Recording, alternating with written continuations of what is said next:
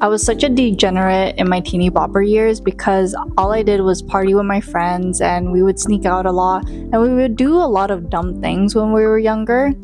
And I made a lot of bad decisions like left and right. But then when I had my first job, I was like, oh, okay, I think I can do this. I can do work. And on the side, I would have money to, do entertainment stuff. And when I was younger, I thought really low of myself just because I didn't think I could do much as a person. All I knew was dance, and I didn't really do well in school, so I wasn't very careful what I was thinking about the future. But when I had my first job, it really opened my eyes, and I was like, okay, maybe I'm gonna make this a life goal. I wanted to have a colorful resume. And what I meant from that is if I didn't know a skill, I would just learn it. But at least if I applied myself to a new skill and I didn't have to master it, but it would just mean that I just knew a little bit of the basics, and that would make me more of a well-rounded person altogether.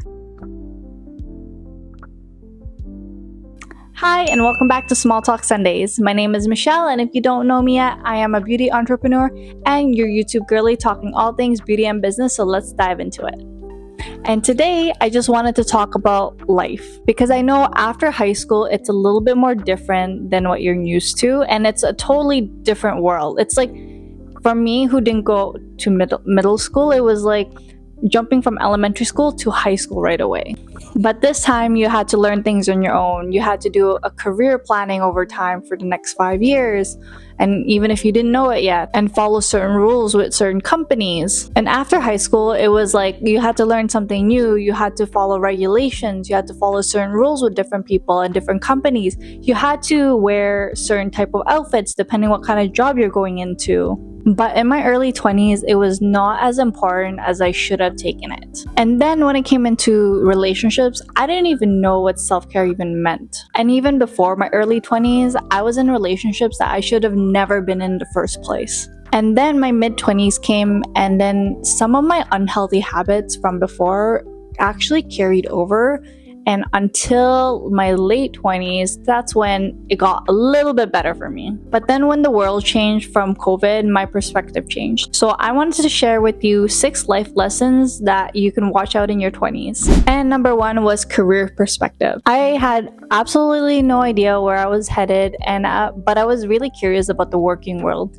I was fortunate enough to actually get my first job when I was in grade 12, so while I was still going into high school. So that's when I got a little taste of like what going into money meant. And it was a little taste of customer service, learning new skills. But all in all, I really thought I was gonna go into dental hygienist and I was gonna do health sciences. But then when I tried to get into it, I was like, no, I don't like this at all.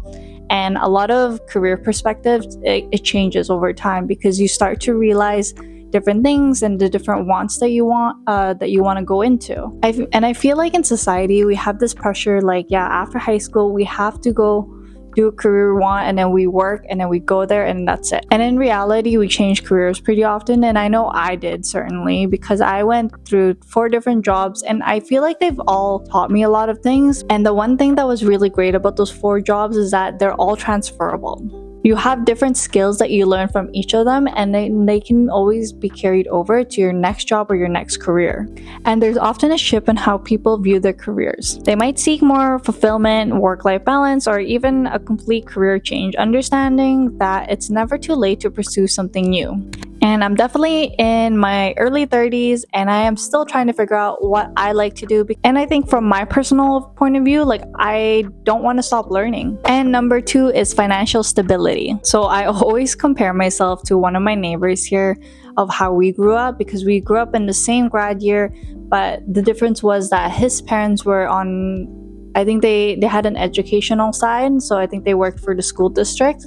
Well, my parents, they came from the Philippines and then moved here, and then they had to work hard. They never taught me how to save money. They taught me to save money, but they never told me how. When I had my first job, I was like, save money? Why do I need to save money? So I just blew it all off because I didn't understand that how much a house costs or how much a car costs. But then when it came to his parents, I think they taught him like how much a house costs. So now he has 2 houses under his name with like a weak economy, and he's doing way better than I am. But I cannot compare myself to somebody else because we all have different lives and we all grew up differently. But I will admit, I did spend my money a little reckless, and I was super irresponsible in the first place as a person when I was in high school.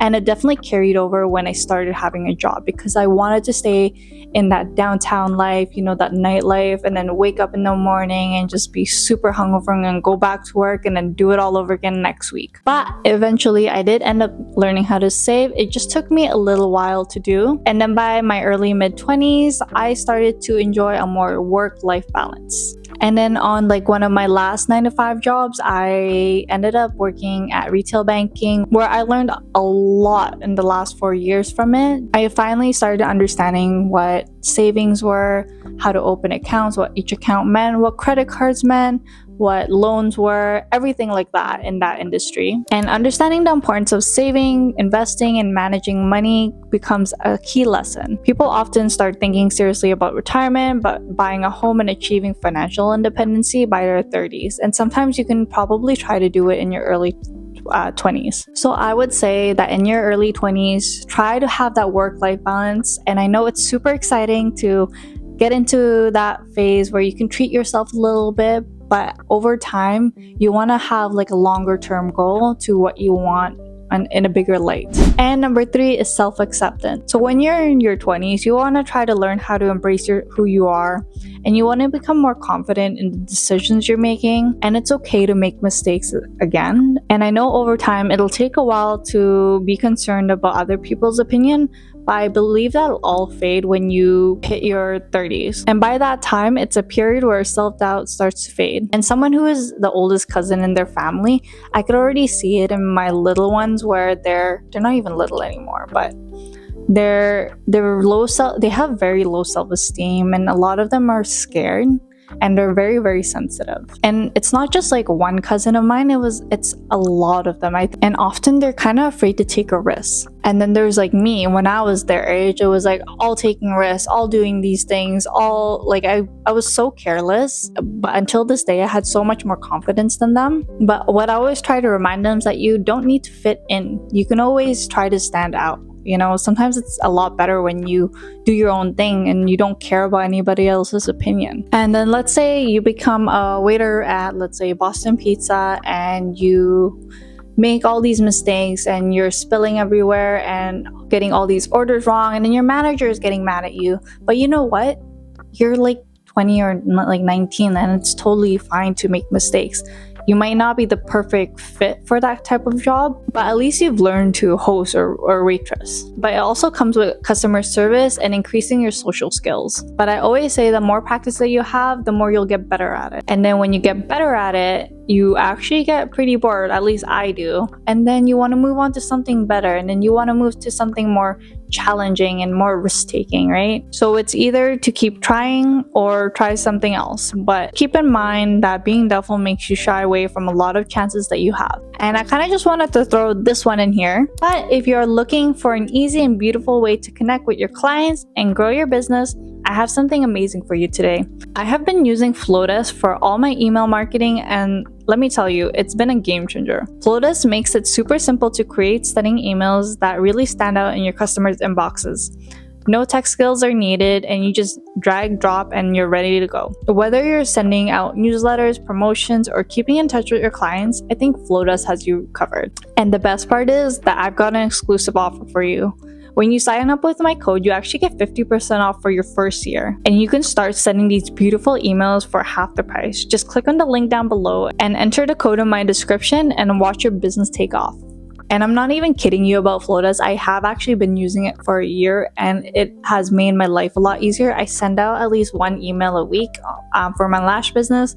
And of course, I have those moments where I don't, but a lot of my clients give me a lot of feedback about it, and they really enjoy reading my small little article or what's happening, and they talk to me about it while I'm actually doing my sessions with them. So if you're looking to start email marketing right away, I really highly recommend Flowdesk.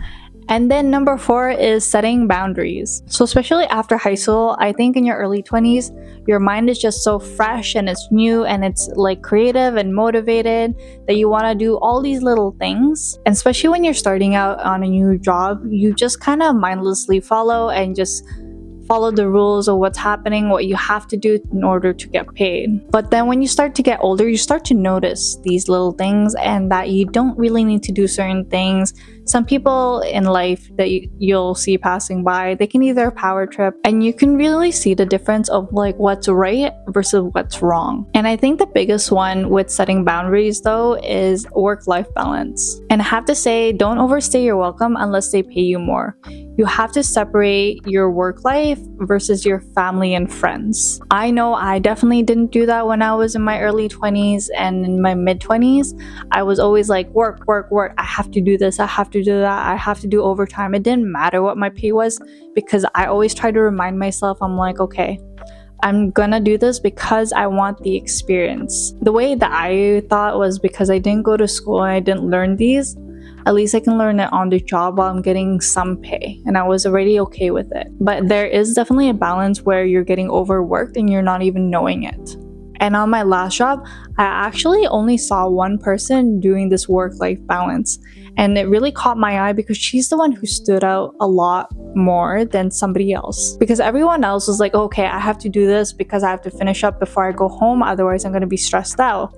But for her, it was like, oh, you know what? It's 5 o'clock. I'm actually going to wrap up within 10 minutes before 5, and then I'm going to leave, and I'm not going to take my work home. And you can just tell that her life was more well thought out than the rest. So I say this is a time when many people learn the importance of setting personal and professional boundaries.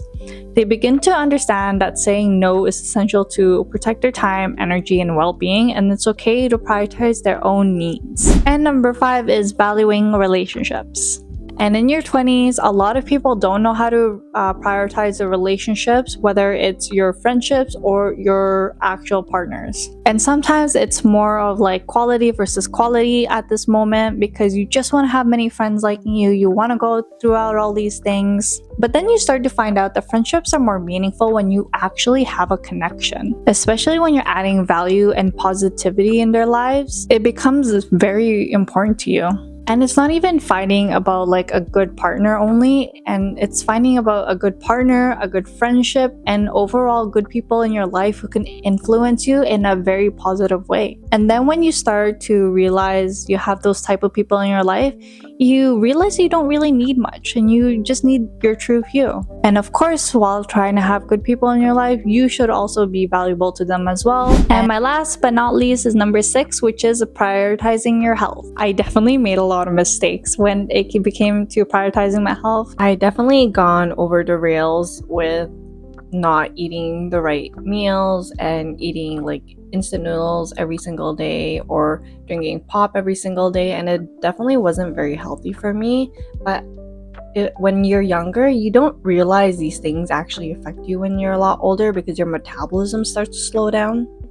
And then when you get older as well, like I started to realize that, you know, eating well is actually really good for you, and then playing sports was really healthy. And for the summertime, I always tried to take advantage of all the activities that you can do around Vancouver, like hiking, for example. So definitely don't take it for granted, because I did, and I was so ignorant about it, because it's not just your body, it's also your mind when you start becoming more healthier and when you're starting to work out and you're starting to be more active. Because during high school, I was actually a lot more active. I did dance and I think volleyball and whatever activities I did almost every day. But then when high school hit, it was like all over, and I didn't realize I wasn't doing much. And I had a lot of stress when it came to my last job, and I didn't even know that I was actually going into depression. Then when my late 20s came, I was like, okay, I have to do something different because I am getting so much more insecure. My body has changed, my mind has changed. I need to learn how to de-stress, and I also need to eat a lot better than